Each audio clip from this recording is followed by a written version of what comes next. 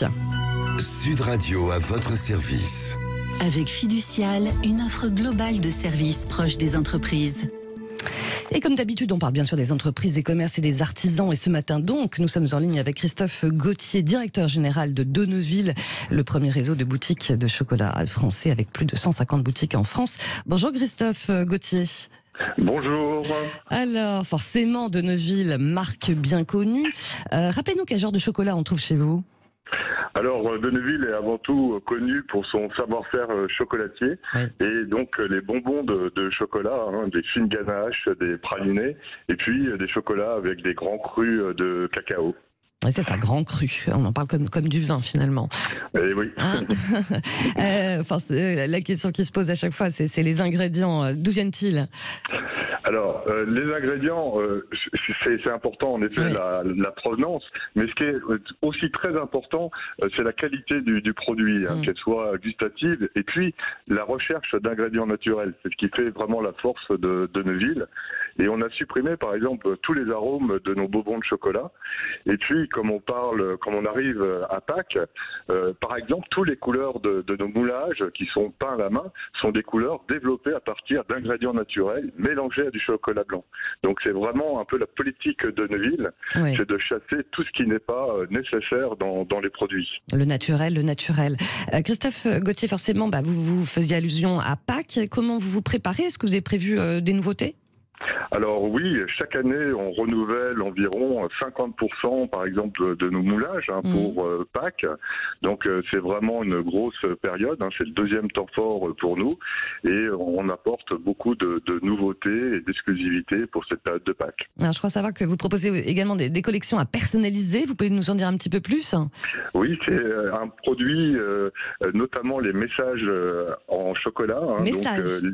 Oui, tout à fait. Ouais. Les consommateurs peuvent composer des messages personnalisés avec des lettres de chocolat. Ouais. Et on a par exemple même eu des demandes en mariage en chocolat.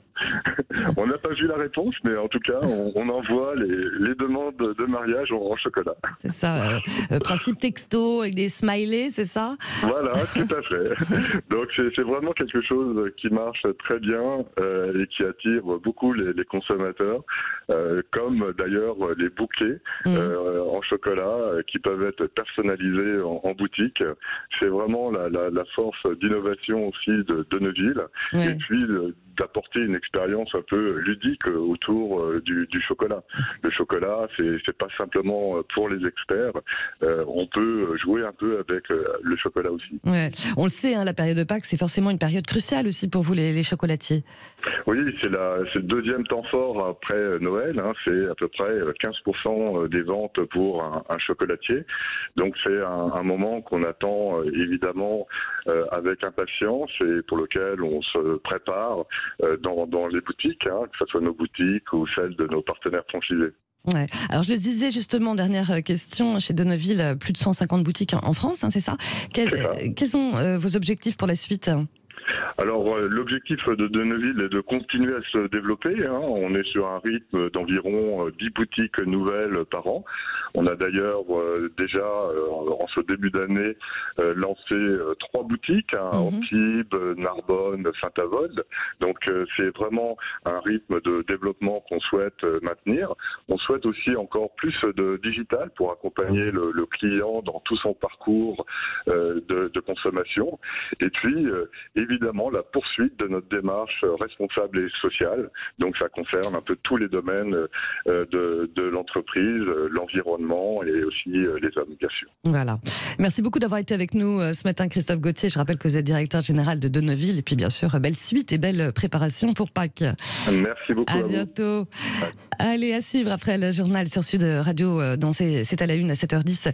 On va revenir bien sûr sur le parquet national financier qui ouvre une enquête pour blanchiment aggravé de fraude fiscale contre McKinsey.